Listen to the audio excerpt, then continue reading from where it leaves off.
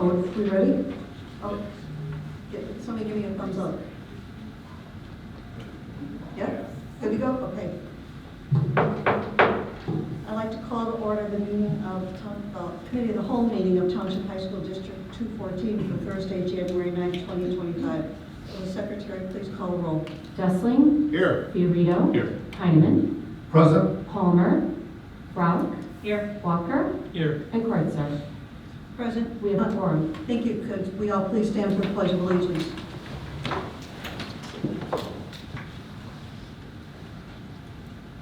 Allegiance to the flag of the United States of America and to the republic for which it stands, one nation, under God, indivisible, with liberty and justice for all.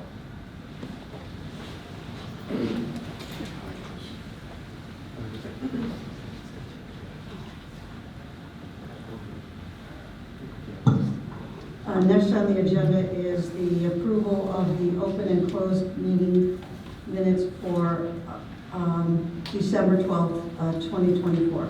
Approval of the agenda. first. Oh, excuse me. Can I have a motion to approve the agenda? So moved. Second. Any discussion? Call the roll. Rauch. Aye. Walker.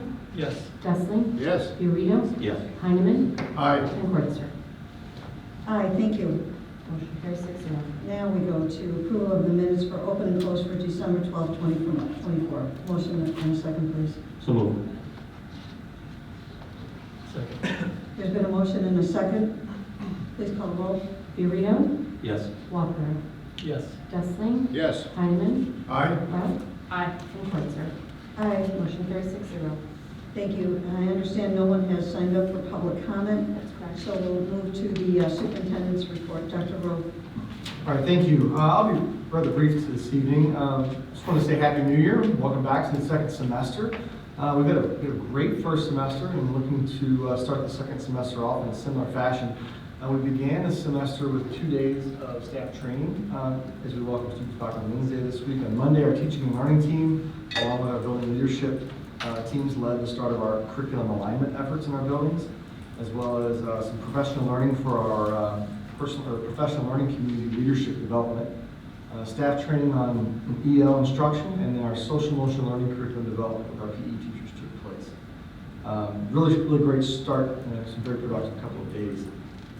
As we enter into the semester, the two really big things that we're focused on is obviously the work that we began on Monday, but then finalizing our strategic plan. Next Friday, we will come together with 50 or so staff members and administrators to discuss setting the metrics and then the strategies behind those metrics. Begin that work as we work to finalize it in this next phase before we bring it to you, and we're targeting board presentation and approval on April the 10th.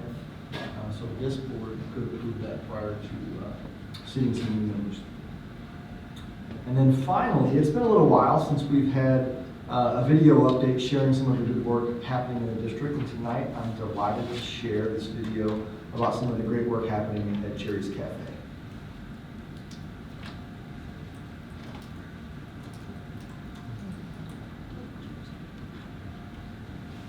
Welcome to Jerry's Cafe.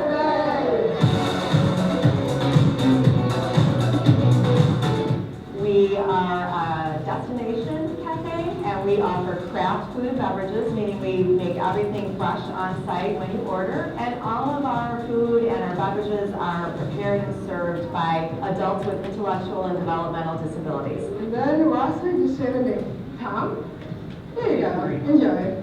My favorite part of working at Jerry's Cafe is definitely interacting with friends I've met throughout the years and expressing issues. My co-founder, Amy Philpott, and I opened Jerry's Cafe for job opportunities. And a staggering statistic tells us that 80% of adults with disabilities are unemployed. I believe differently, and this is the place where our employees can work and feel proud and contribute and can see that they have value and purpose, and they are given the responsibility that anyone would be given in a job. And we expect nothing less than them to perform at their highest level. So we see great success in every single employee and their independence and their offerings and activities here at Jerry's Cafe.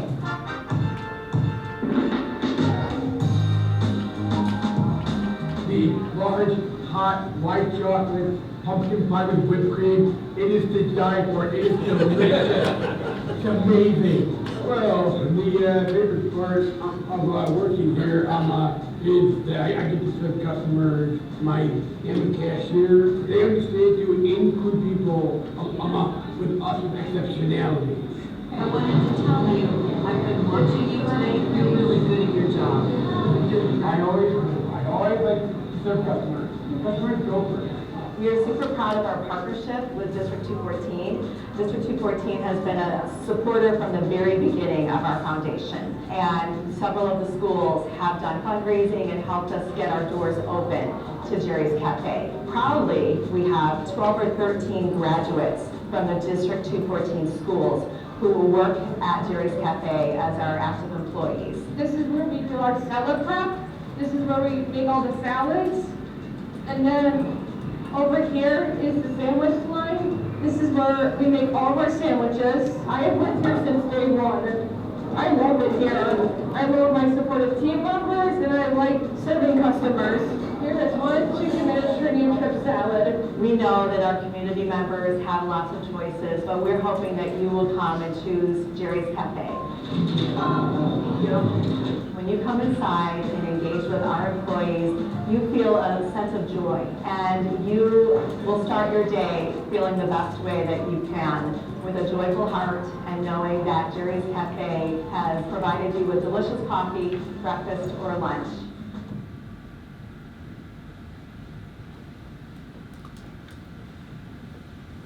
Fantastic. Really appreciate the work that goes on at Jerry's Cafe, and a lot of great, like she said, great partnership with the wonderful organization doing really good work. Then the only other thing in the superintendent's report, actually I'm going to kick it over to Mr. Fiorito for an SSCO update. That's an event platform. Yeah, so rather than sending you guys the email, since it's the next day, I figured I'd just give an oral report to you guys, and I'll try to make this quick as possible. Start off with a nice public comment. The NSSEO had sent one of their ESPs to the national conference for ESPs, and last night she spoke and mentioned how grateful she was for the efforts, respect, and kindness that is shown to the ESPs at NSSEO from the board administrators and executive cabinet based on a lot of compliments she heard from people from other states. She just said it was certainly a different world than what she sees being an ESP, so that was very positive. The shining stars were two students, a kindergartner, Allison from District 21, and Christian from my former district, District 26. They also recognized their teachers too. They're very special, as it always is. The continuous improvement plan update was minor. The new brand new principal, she was awesome last night. Very positive lady, I loved it. They had 4 priority areas: literacy for all, school-wide expectations, communication, and safety. The school-wide expectations really focused on safety, specifically safety training on restraints and timeouts. And the communication was making sure that the talking points get the entire building rather than just certain subsets. So that was really good. I'm going to skip the strategic plan to the end. They talked about the January 6th, they had that professional development. I'm not sure if anybody's from 214, I'm sure there had to be quite a few. But they had over 1,900 registrations, over 950 participants at 6 locations. They've had surveys so far. 30% have responded, 82% said it was a great day, and 79% have said that it was relative to what they do. They only had one instructor that could not make it, and she was from Bloomington, Illinois. Because of the ice storm, she couldn't get out of Bloomington to head up north. But they had people from California, New York, New Jersey. They were able to fly in the night before. So yeah, it was incredible. It really was. They had the bus contract got approved last night, 3-year contract with Richley, 4.75 in the first year, 4.25 in the second year, and 3.75 in the last year of the contract. I guess they mentioned that they did a 3 or 5 year because the state no longer allows a 1-year extension. Is that right? Okay. And then they had the unreserved fund balance, $510K is being refunded to member district. our piece is $117,000, we'll get that sometime in February. Okay, so strategic plan, I sent it to everybody, and I appreciate all of you guys getting back to me. Unfortunately, the vote last night was tabled for February because they wanted other districts to be able to go back to their board and talk to them and make sure they were okay with it. Even though the superintendents were present, that's fine. I guess I was a little bit more diligent than others, but that's okay. Didn't sum up anything. So that being said, here's some of the things that. So a couple of questions I had was, who is the implementation team? And it's cabinets, the cabinet, principals, staff, and members from the district, and they will be the ones that will be developing the action plan. That'll take place on January 22nd and 29th. Another question I had was, who determines the order of priorities, and therefore, they said again, it's the implementation team. I said, it's feasible to expect each priority will have a substantive action plan each year, and she said yes, which I totally expected she would, but she did say that the focus for the first year will be governance. And she said because that's an organizational change, because NSSEO will follow the path of a lot of other co-op special education groups, and they'll have a two-tiered board. First will be the superintendents with Meg, and then it will go to the governing board. So it'll be a little bit different than I've known it to be the last 13 years. They expect that the action plans to be ready for the February NSSEO meeting. So that'll be a little bit curious because the timing could be a little bit of a challenge if we have to go on. Just to add to that, the representatives from our district, Mr. Keeley and Megan Lincoln-Brown, representing District 214 on the implementation. Okay, great. And then the four priorities were instruction and programming. Basically, the guidance they received were that they want, the district said they want trends to look at for the state and national level where things done in special ed, so they don't know that they're pretty much following what a lot of other people are doing successfully. Facilities and finance, which are basically long-range facility plans, we know all about that. Governance, collaborative decision-making, information ahead of for district budgets, which I know is very important, and a voice at the table. Superintendents are part of the advisory. And then staff, which everybody has the same kind of priority, which is making sure they have the best staff that they can. So anyways, it was a good meeting, and that's my report. Thank you very much. That's all I have. Okay, thank you. Next on the agenda is board member updates. Does anyone have an update? Mr. Dustin? Yes, I attended the last day of school before we went on holiday break, the Friday the 20th. I went down to the Midwest Clinic, which is the 78th year down in McCormick Place. Hershey's band was down there playing. And there were so many people that you understand the place that they play at is one of the ballrooms that probably holds 2,200 people. They had so many people waiting to get into the place, they had to open the doors early. The place was filled to the walls. They played nine separate pieces during the hour to hour and 15 that they were there. Conductors, guest conductors, guest artists. One of the artists was a young lady who was up at Buffalo Grove High School that I've known for years, and she was a trumpeter, Janelle Fenton. She has also participated in many of the venues in New York, has written songs, and she was one of the guest artists. But it was an amazing performance by the band, so it was good to go. This last Saturday, I attended the kickoff of the Wild Stang right here in this room, as a matter of fact, where they revealed the game for this year and went through the rules for the year. I don't know who develops these games for the robots, but they're diabolical. Because this year is just unbelievable. I mean, it's crazy. So they're now in the process of developing, and we'll build it. And as a matter of fact, we are going to have the Midwest Regionals will not be down in Chicago this year. They'll be right here in our district. So that's going to be interesting to see how that pulls off, because they really pack them in when they go to that facility down in the city. It's going to be interesting. Thank you very much. Thank you. Mr. Walker? Excuse me, a couple announcements. Still going strong at Community Ed for learning our new skill for staying active, for building connections in your community. There's still something for everyone. Sign up today at ce.d214.org. Then, of course, next week, it'll be Thursday, January 16th, Life After D214 event for freshmen and sophomores, 6 p.m. at Forest View Ridge. That completes my report. Thank you. Mr. Figueroa, any? Yeah, I've got two. First, I want to thank Mr. Dustling for coming out to the Wheeling Hardwood Classic. He refused my free piece of pizza, but he was there cheering on our D214 teams. It was a really good day for us that day, but I do appreciate you being out there, Bill.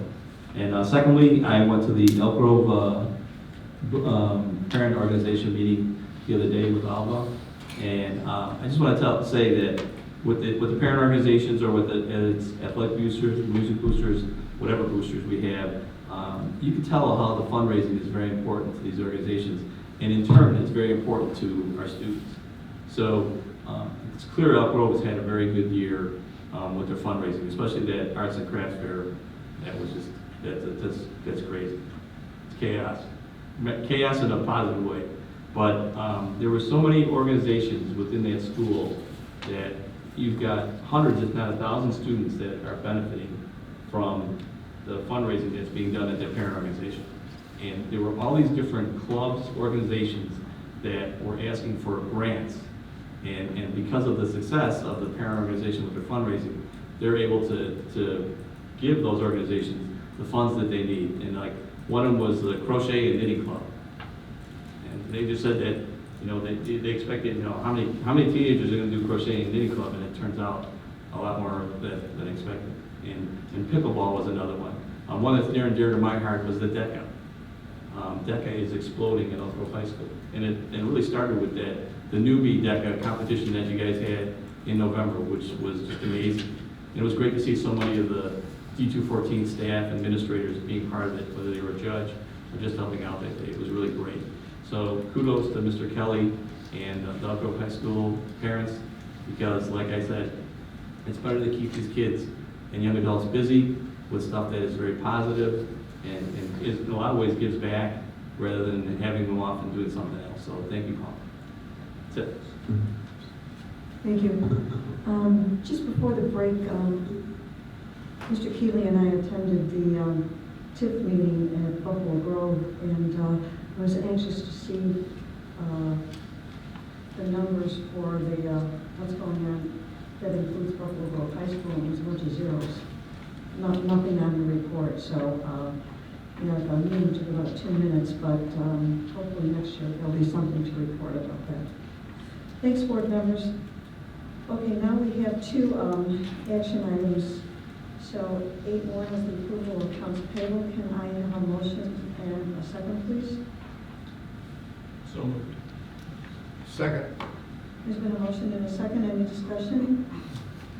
Please call roll. Walker. Yes. Heineman. Aye. Dustling. Yes. Fiorito. Yes. Rauch. Aye. And Kreutzer. Aye. Motion carries 6-0. Thank you. And we have 8.2 approval of amendment to TRS. Motion and a second, please. So moved. Second. Motion and a second. Dr. Rowe, any more discussion about this? Or Mr. Keeley? I'm sorry. Certainly, yes. So with the ratification of the new EA contract last year, one of the additional benefits in that contract for our Tier 2 EA members is a 403B matching contribution. In order to align with TRS regulations, we do have to bring this back to the board and have you re-ratify our SSP, it's the Supplemental Savings Plan Employee Participation Agreement. It's literally checking a different box because when we originally signed up for it in 2022, we didn't offer this benefit. I'd be happy to answer any questions. Board members.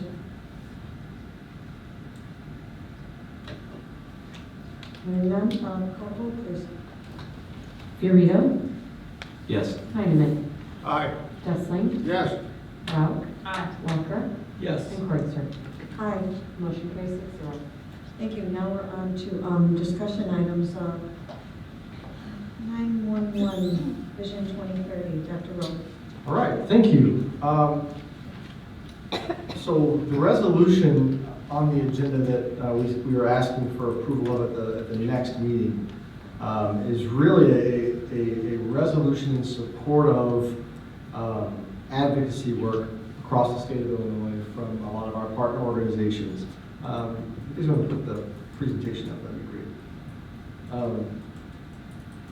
So I want to walk through and just give it a really high level what exactly is Vision 2030. I'm going to start by going back to going back to where this began, really, which is in 2012 when the IASA and a number of other organizations did this for the very first time in the state of Illinois with Vision 2020. And the outcomes of that advocacy work were our current funding formula, EBF. We don't receive a ton of benefit from that as a Tier 4 district of being designated as having more than 100% of adequacy, but a lot of school districts across the state of Illinois are seeing increased funding annually because of this work. Teacher recruitment process, some of the policies in support of expediting credentialing to college and career readiness. Obviously, we're far ahead, leading the pack in that work, but this paved the way for a lot of the college and career readiness standards, as well as the state accountability model that we're currently living under. Fast forward to a post-COVID world, and these agencies reevaluated and said it's time again to go back and evaluate our current standing and practice, what we're advocating for from our legislators, and realizing that our students are different. They have different needs in terms of educating the whole child, as well as focusing on safety and continued innovation and evolution of what we're doing in schools. And really what this is a proactive stance to say we as educators are going to advocate for the changes we believe are necessary to move education forward in Illinois, instead of waiting and being reactive and having our legislators come to us and say, we think this is what you should be focusing on in Illinois, and creating a proactive conversation about positive change involving our system. Through this partnership with IASA, which is the State Superintendent's Association, Illinois Principals Association, the School Board Association, school business officials, the Regional Office of Education, the regional superintendents groups, as well as our special education cooperatives. A lot of state agencies have been working together in support of this work. So at the center of all of this really comes down to one of our favorite or least favorite aspects of public education, all the mandates that we get annually. And if you'll notice in the picture, that's what 24 years of good work in Springfield has done, is more than double the number of mandates that we have. So a lot of the work that is in Vision 2030 is centering around, like I said, proactively saying we believe this is good action for education, but it's also, there are some components in here that are highlighting some caveats we'd like to see accompany these mandates, meaning like they did, there's a bill that has come up a number of times that has wide-ranging support, the kosher meals being served at lunch. It was highlighted in the lame dunk session. And one of the things that the state of Illinois has done is they sent it to appropriations and asked ISB to how will you fund this and how will you make these meals cost a similar amount. And that's what we want to see more often is if a mandate comes, they usually come with really great intentions. But they always almost come with no dollars in terms of supporting it. And they don't always have to have dollars, but they need to come with a plan instead of just piling on us to figure out how to do it. So again, this proactive approach is saying that we want to focus on future-focused learning. We want to promote future-driven skills that allow for more college and career exploration. So doubling down on career pathways, doubling down on dual credit work, expediting the credentialing of our teachers to teach dual credit in our high schools, enhancing student safety and well-being. One of the most unfortunate aspects of being in America's schools is the constant fear that we have of our students safe and the threats that are coming into our buildings, whether it be technological threats to actual physical threats of violence. And then the well-being that our students are exhibiting in the post-COVID world. We're working on our social emotional learning curriculum. The state has aspirations of a universal screener on mental health. And implementing things like that, there's a lot of work that we want to engage in. Attracting and retaining high-quality teachers continues to be a theme, and then promoting curriculum instruction and flexibility, which piques my interest to meet the unique needs of our students, allowing us to innovate and not having the red tape in Springfield bog us down where we can't try and experiment and innovate in our schools. The next phase is that shared accountability. We are in no way shying away from accountability and improving our systems and being held responsible to the growth in our students and their performance. But we want to reform the Illinois assessment system so that we get real-time data. When our students take the ACT in April, we don't get their performance data, maybe like their scores until late June. And then anything we can really actionable we can do with it are confirmed by the state in the fall. And if you're in a K-8 district and you take the IAR, you're not really seeing anything until August or September that's actionable.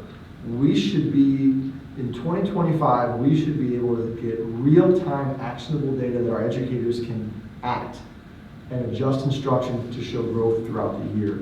And that's really where our state agencies are encouraging our legislators to help take us.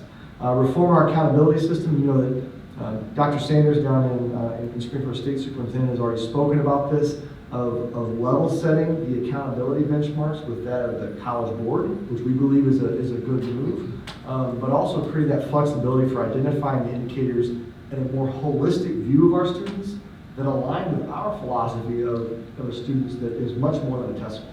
How they perform in attendance and grades and growth throughout the year instead of just how they perform on a test on a single given day. And then reforming the mandate processes I kind of alluded to, allowing some flexibility and local decision-making to rule the day. All of these organizations continually advocate that local decision-making is the way to go.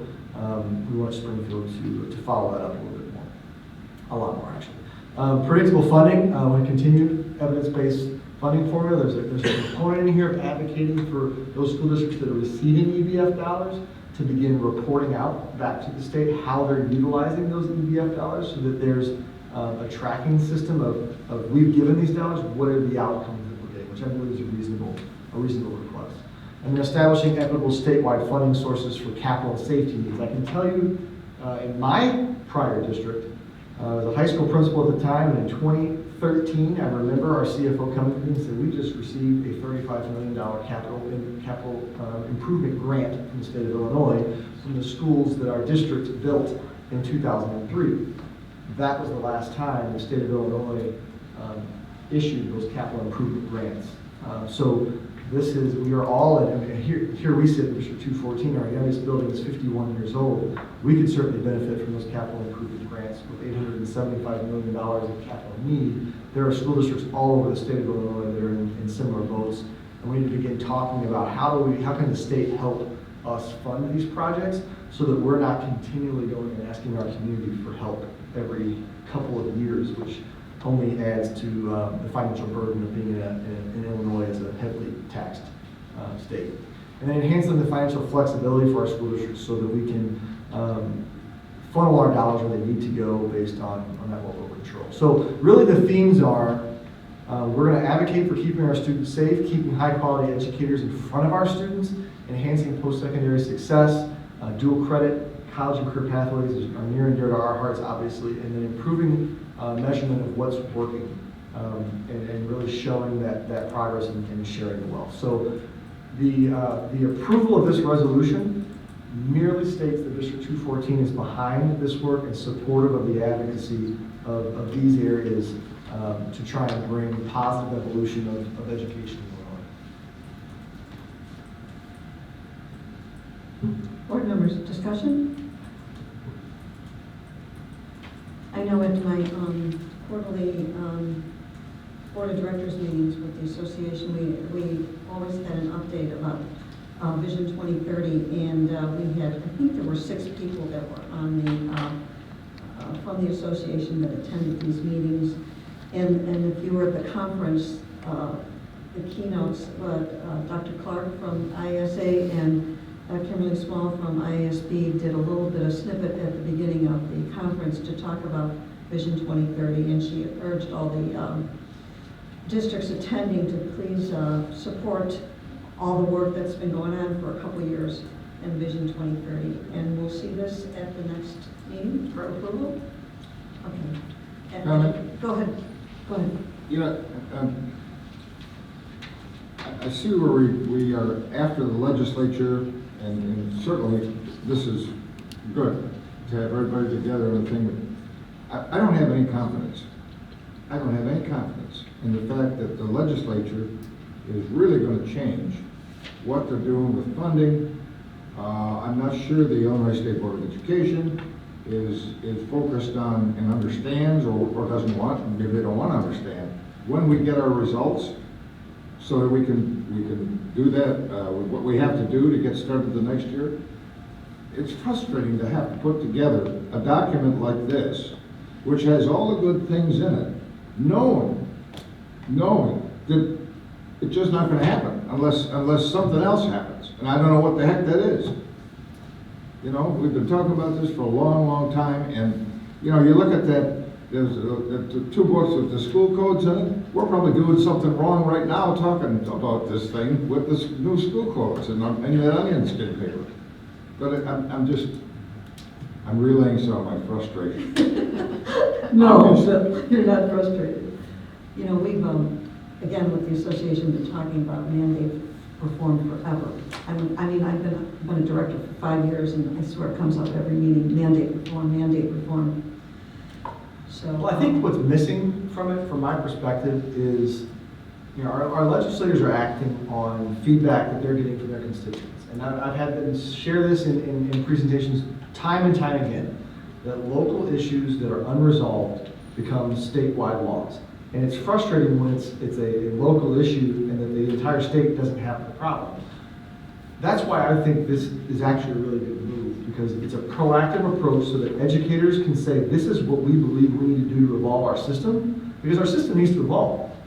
We've been doing the same thing for over 150 years and not a whole lot has changed. We need to break the system and fix it from the inside out.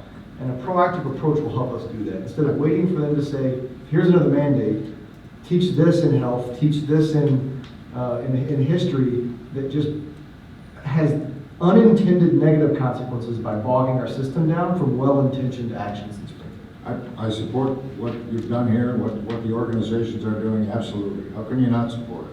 I just want to see that. I'll never forget, years ago, we had a state legislature, she's now retired.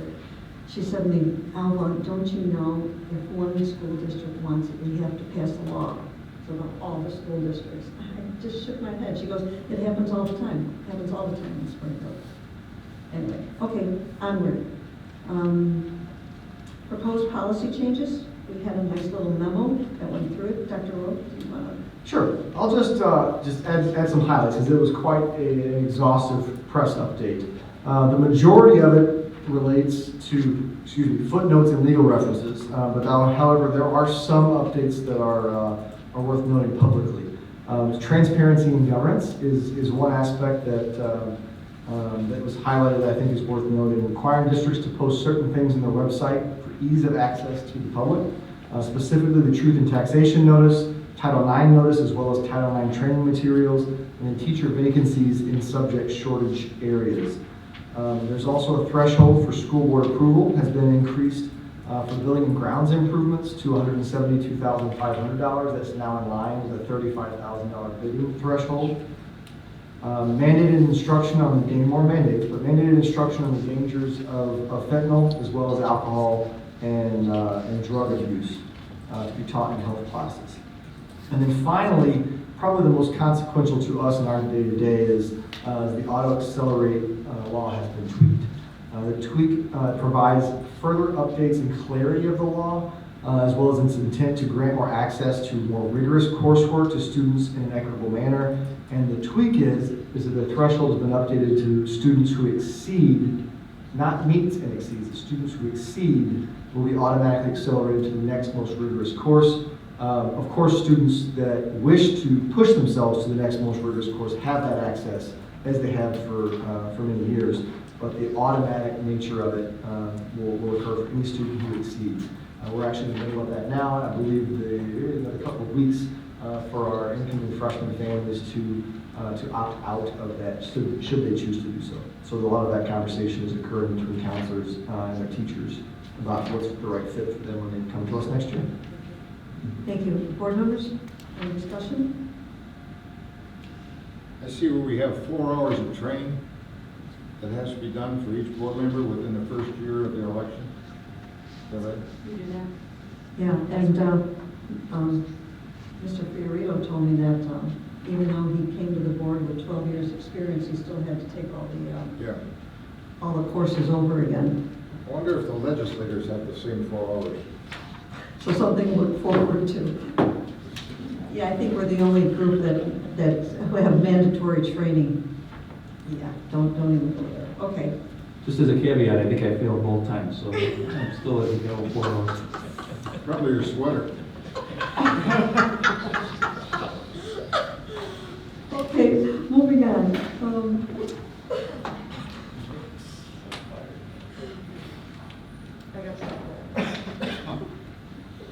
Okay, moving on. Business office, Mr. Keeley, Grand Prairie. Want to give us an update, please? Yes, indeed. So we have been working for the better part of 3 to 5 months with our transportation partner, Grand Prairie Transit, to amend the existing contract. So just some background, our transportation team has been working to seek efficiencies. We've talked about that for the past year and a half here, about finding operational efficiencies to essentially provide more budget for the classroom, right? And so looking at our transportation and working with our principals, we noted that the late in, early out shuttles that were developed during COVID were still running and were not really being utilized. And so we brought that to Grand Prairie and we said, yes, let's get rid of them and let's save all the money. The issue there is that the original contract with Grand Prairie, it was bid out with that in the scope, and all of their labor was predicated on that, would have taken a significant hit, and the contract rates would no longer hold for the business model. And so we worked together with them to come up with a process where we can reconcile against last year's hours, and then use a labor and benefit factor on top of the differential hours. So each month of the contract moving forward, now this is the second year of the contract, next year is the third and final year. So this is just for this year and next year. What we'll do is we will compare the hours of the current month versus that base year of the contract, and any hours short times that labor factor is what we'll owe back in terms of a labor surcharge. That'll go to their employees, and that ensures that they maintain the 5-hour minimums, and we can keep our drivers. The good news is we come out on this with significantly less operations, significantly less fuel costs and route costs, somewhere between $1 million and $1.5 million. So it's very significant. Mike Bachner and our department, the supervisor of transportation, has been working tirelessly on this and is actively tracking it. And this is the first of several efficiencies in the transportation department. I want to take a moment to thank our DAC, our principals have really given a lot of good feedback on this. We're looking at our late activity buses, which we're piloting we're testing at Hersey and Prospect, a reduction there, some combination of routes, because we're really leveraging our technology where kids are scanning on and off the buses, and we're actively monitoring that ridership. So some really cool stuff ahead for us. It's going to take a while though, because we are rolling this out slowly and mindfully so we can communicate it well. So what does that mean tonight? There is the amendment before you that has been reviewed by our legal counsel as well as Grand Prairie's. We drafted this together, and this is a document that is mutually beneficial for our long-term relationship with them. So I'll be back next board meeting seeking action and ratification of this amendment. I'd be happy to answer any questions. Board members? I only had one question. That was in the write-up, it didn't list the length of the contract, but I appreciate you answering it just now. Well, if I could, I just want to thank Tim and his fiscal team for taking us down this path. This is something that we kind of roll our sleeves up in the principal meeting and found some opportunities, and the next phase is there's more savings there. So this is the efficiency work we've been talking about. So I just publicly thank you, Tim, and Mr. Bachner and team. Appreciate that very much. Go ahead. I think it's wonderful that we can guarantee the drivers. And turnover and training is so expensive for everybody, and just the continuity with the students on the buses and everything, it's vital. We have a standardized crew that's there, knows the routes, knows the kids, gets the respect for the kids, and kind of forms that relationship. And, you know, most companies are doing 4 hours, I believe, minimum, so it's great that they're putting out the 5, and we're still saving money, and still providing value to the community. So thanks for all the work.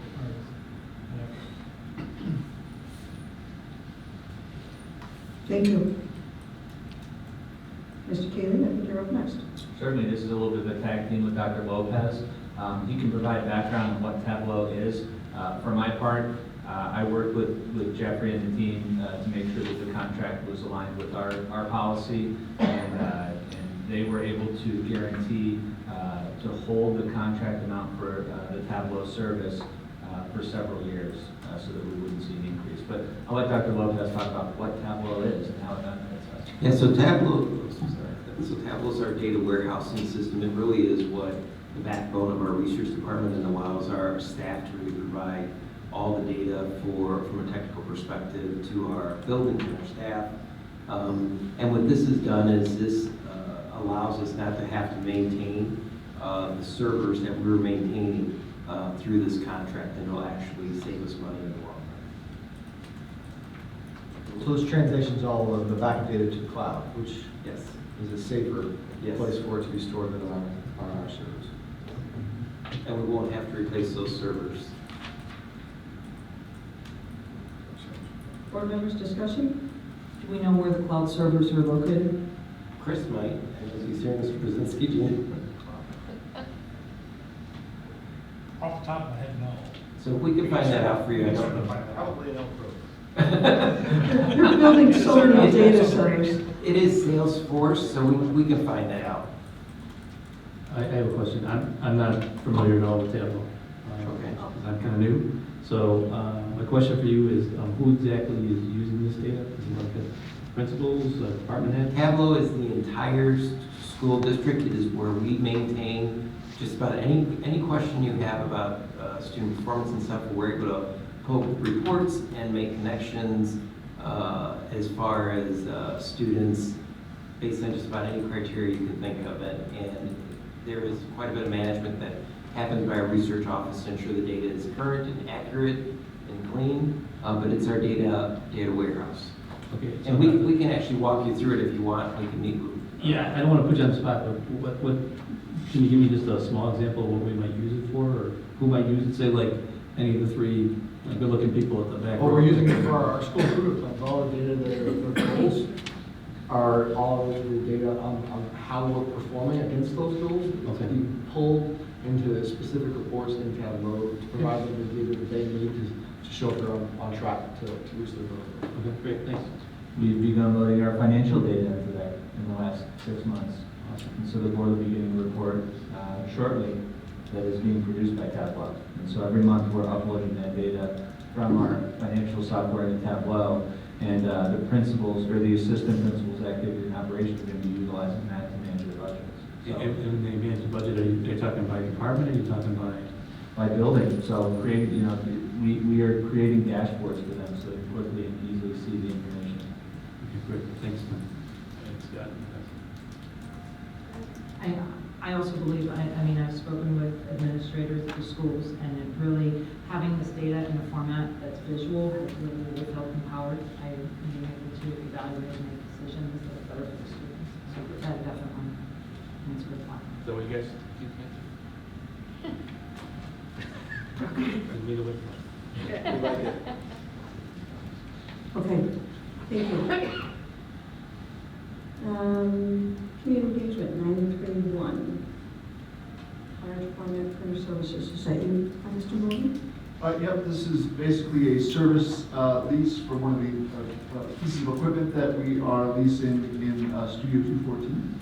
It's a large format printer, so think of your foam boards and sets for plays and those types of items. It came with an 18-month service agreement included, and so this is an agreement to continue moving forward. Board members, discussion? Okay, moving on. Dr. Lopez, summer experience. Yes, just real quick before I talk talk about the summer experience program. I did. Dr. Rowe mentioned we began the week of professional development, and I know the board's been interested in our continued collaboration with our senior district. So I just wanted to mention that we hosted over 150 teachers here among K-8 senders and from 214. And they participated in a program on equitable practices in music education. The program was well received, and we're going to probably come up with something for next year to host them again.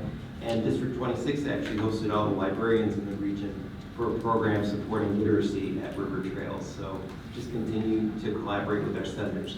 Regarding summer school for 2025, for the upcoming session, all courses are going to be held at Rolling Meadows High School, with the exception of the extended school year program for students with disabilities, which will be held at the specialized schools. We're going to continue to offer enrichment programming through talent development program.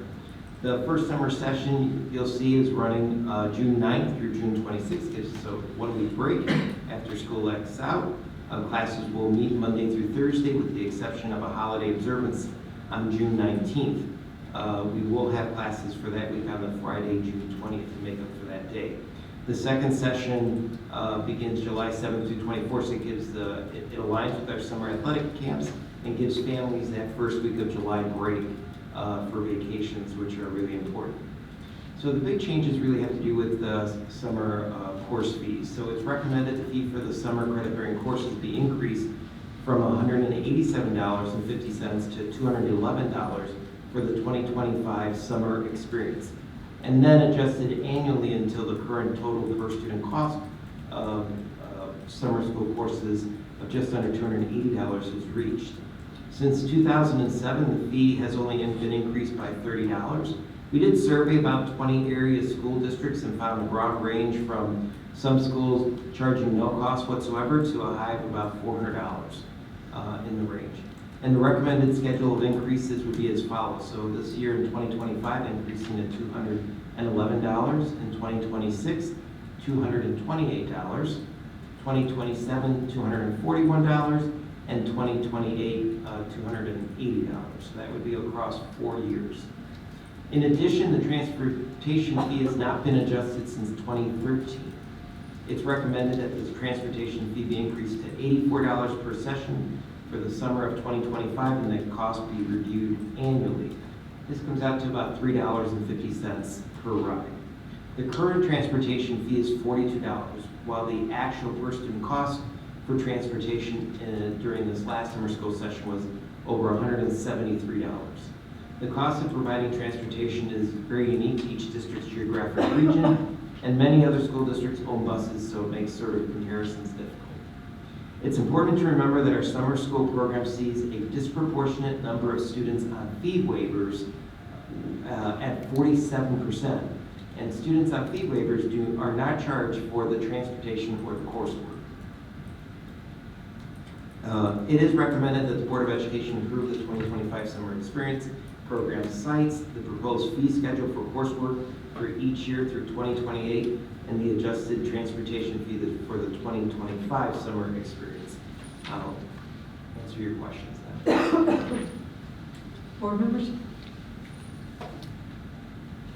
Mr. Dawson?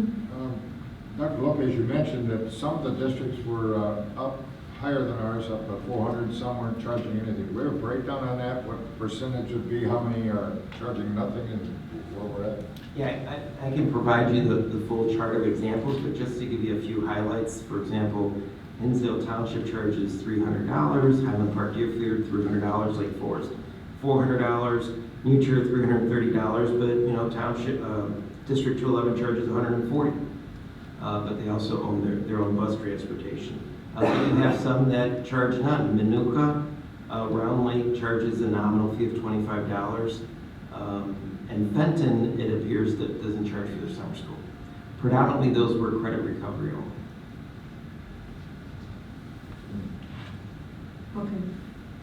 I think where this conversation comes from is we began having an internal discussion of summer school and what should we be increasing to stay with the time. And I asked the question of, should summer school pay for itself? And through our discussion with superintendency, we by and large kind of felt that, especially if you're taking a get-ahead course, we should come pretty close to summer school paying for itself because it's not a part of the, obviously free appropriate public education our students get from August until May. There are some aspects of this that we're not charging for. The incoming eighth graders, for example, in the bridge program, the transition minute, not being charged for that. ESY students, the special education is part of IEP, not being charged for this. This is really about get ahead and then recovery if you fail the course. And as Lott said, a fee waiver student will not see a charge whatsoever. And the plan is beyond the 4 years to get to the point where it's close to paying for it itself, course by course. We would then propose an annual increase that's in line with CPI, just so we don't have to do sizable increases year over year again. We don't want to always be coming back saying, let's charge our people more. We want to, where it's common sense and growing with the times. It is hard to believe that there's 40%, 47% of those attending are on fee waivers. That's very high in my mind.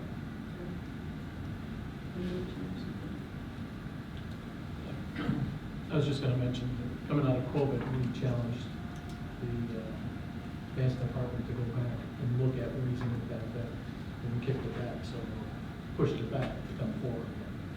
So it is, I mean, we paused it, but it's still a reality. Anyone else? Okay, so last few items were all discussion, we'll come back in 2 weeks to vote on them. What do we have next? Oh, we have a closed session.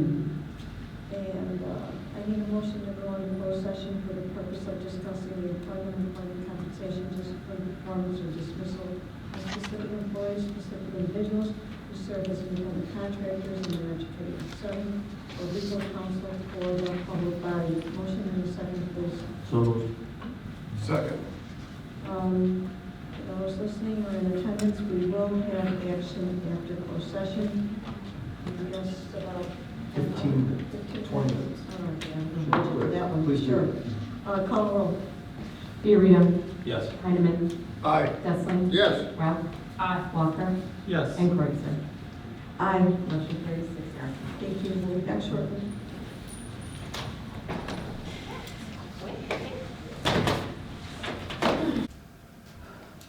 Okay, thank you.